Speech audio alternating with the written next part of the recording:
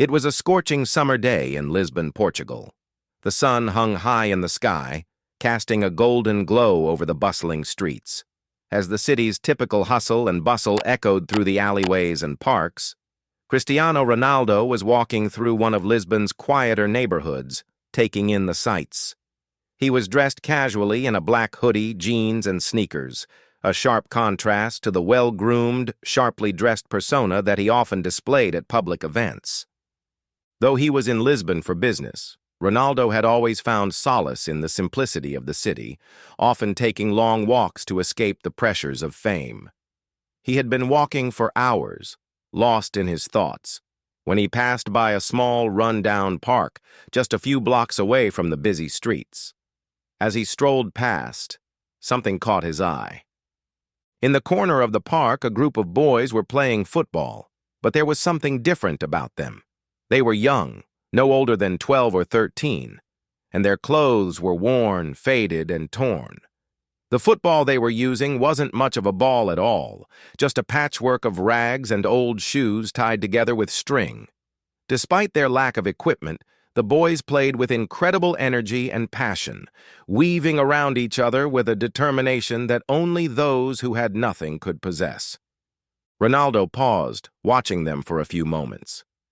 There was a certain spark in their eyes, a hunger for the game, but also a sense of resignation. These kids didn't have the luxury of fancy football kits or branded shoes. They didn't even have a proper ball, but still, they played as if they were on the biggest pitch in the world, each one hoping for a chance to prove themselves. Cristiano could see himself in them. He remembered his own childhood, growing up in Madeira with dreams of playing football, but only having a makeshift ball to kick around. It was these dreams that had driven him to succeed, and now he was determined to help them fulfill theirs. He walked over to the group. "Hey, how's it going?" Ronaldo said, breaking the silence. The boys stopped and turned around, their eyes widening when they saw who was standing in front of them. It was Cristiano Ronaldo, one of the world's greatest footballers. For a moment, the park was silent as the boys took in the sight of him. "Mr. Ronaldo, is it really you?" one of the boys, named Lucas, asked in disbelief. Ronaldo chuckled, crouching down to meet the boy's level. "Yes, it's me. I've been watching you all play. You guys have got some real talent." The kids couldn't believe their ears. Here was a global icon standing right in front of them, praising their skills. "We may not have the best ball or shoes," another boy named João said hesitantly, "but we play with everything we have." Ronaldo smiled. "That's what I love about football. It's not about the equipment. It's about the heart you put into it. And you guys have a lot of heart." But as he looked at the ragged ball they were using, he knew he couldn't just leave it at that. He wanted to do more for them. "Tell you what," Ronaldo said, standing up. "I'm going to get you some new gear. You all deserve the best, and I'm going to make sure you get it." The boys stared at him, not quite understanding what he was saying.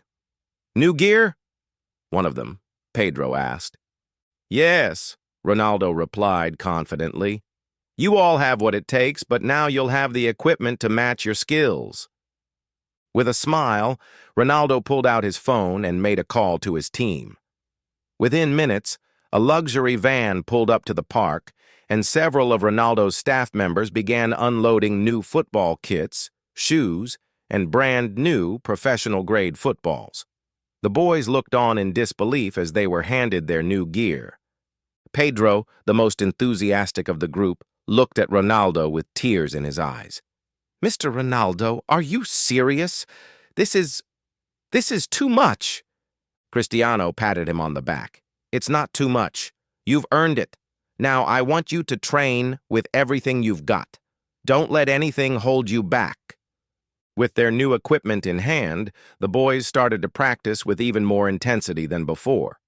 The park that had once been their sanctuary became their training ground.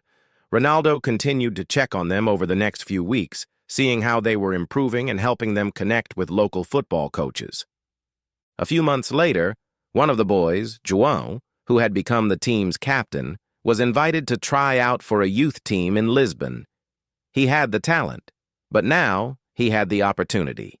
He made the team, and with his success, the rest of the group followed his example, joining different local teams and rising through the ranks. Ronaldo stayed involved, ensuring that the boys received the proper training, nutrition, and support. He even arranged for them to attend a prestigious football camp during the summer, where they were able to train with top coaches. By the end of the year, the boys had grown into confident and skilled players, and many of them had been scouted by professional teams. They were no longer the kids with the makeshift ball. They were the future stars of Lisbon football. Ronaldo stood at the edge of the training field one afternoon watching the boys as they played. They had come so far, and he couldn't have been prouder. As one of the boys, Pedro, scored a goal, he ran over to Ronaldo and hugged him. "Thank you, Mr. Ronaldo.